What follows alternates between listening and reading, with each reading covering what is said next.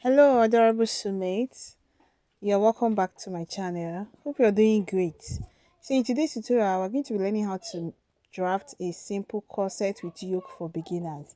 So if this interests you, you're just going to sit down, relax, watch the tutorial to the end to learn how to do that. And in this tutorial, I'm also going to show you how to make drafting of a three-part corset very simple. How you can alter your regular corset to become a three-part corset. So what I'm going to do now is to mark the length of my blouse. So I'm drafting this as a in form of corset blouse. All right.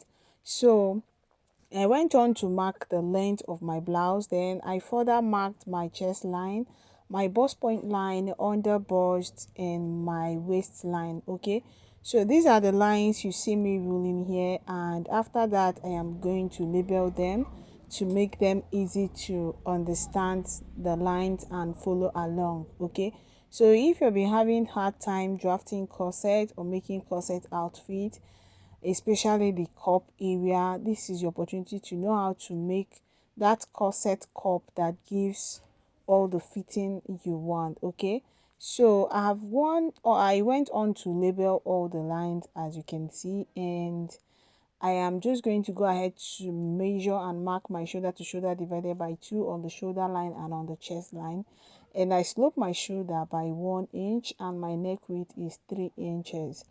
So I'll proceed to connect the shoulder slope like this, and the next thing I'm going to do is to divide what I have on this remaining armhole line, get the midpoint, and I'm also going to mark my bust circumference divided by 4. Then I am going to come in here by 0.5 inches and I'm going to connect to form the front armhole curve. Okay, so this is actually a drafting tutorial. All right, so this is a drafting tutorial because I find that many people have problem or issues drafting corset, especially the cup, and that is the reason why I'm making this tutorial. Okay, so after I was done connecting the armhole curve, the next thing I'm going to do now is to get our dart. Now you get your dart by measuring your nipple to nipple divided by 2, and that is what I am marking here. All right, so I am going to mark the dart line all the way down like this. I'm just going to mark it from the length all the way to the bust point area, and I proceeded to use my ruler to connect into a straight line.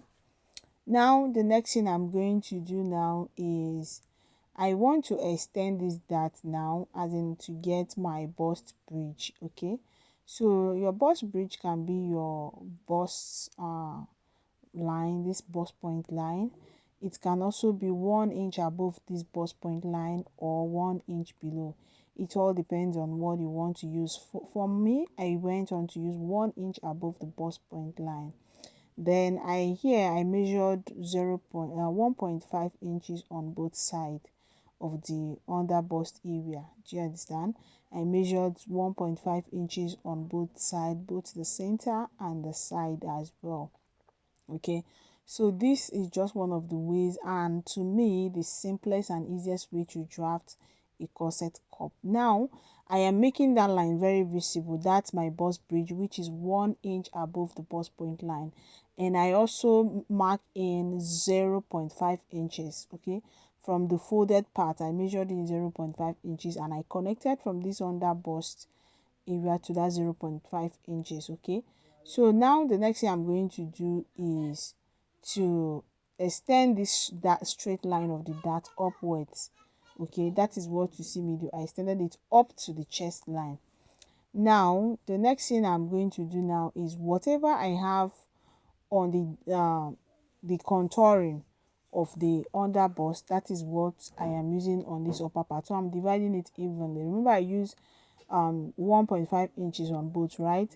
So here I went on to mark 1.25. Okay, 1.25 this side, and I connected like this. Then here I am going to make use of 1.5 inches. Do you understand? I marked 1.5 inches on the side, whereas I have 1.25 on the center, because this center doesn't really need too much contouring, because the greater quantity of the bust is on the side. Okay, our bust is fuller on the side. That's just what I'm trying to explain, right?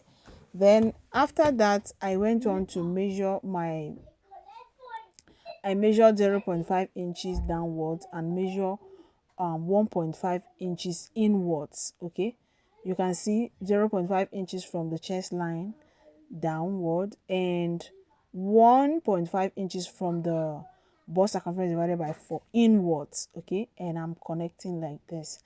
I hope you're getting what I'm explaining. You can see the way I connected it.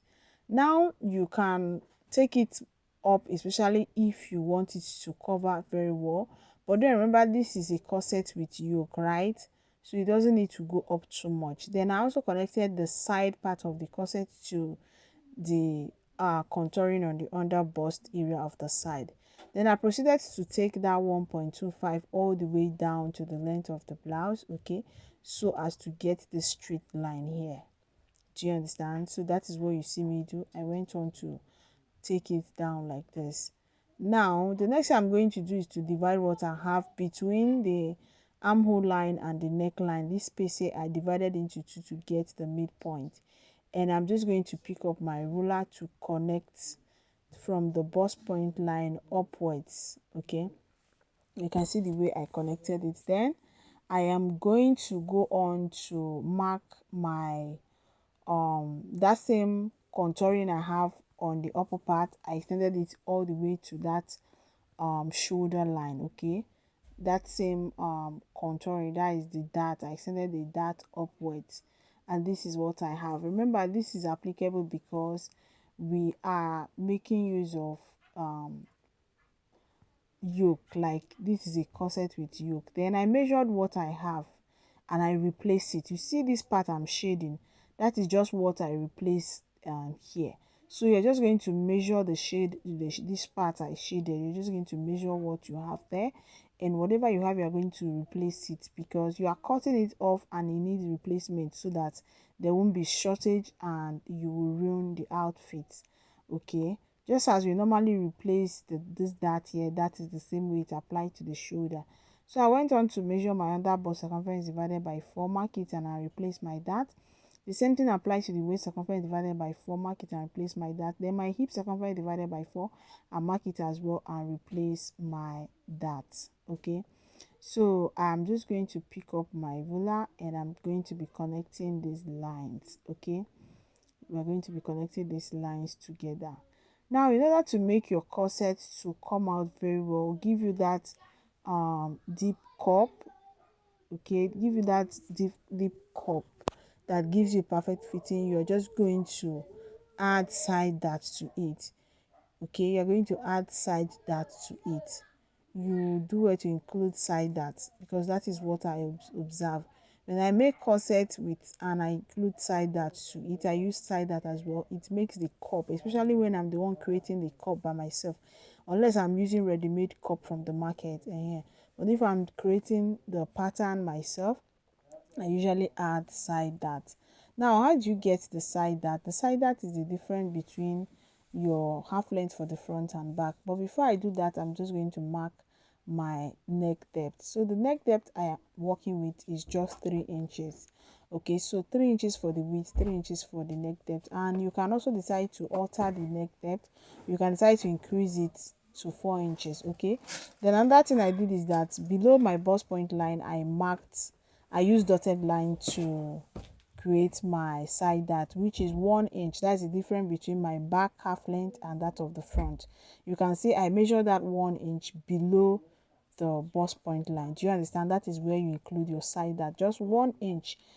Or if you, in your case, is 1.5 inches, you're going to measure that 1.5 inches below the bust point area. Then you connect to the nipple point.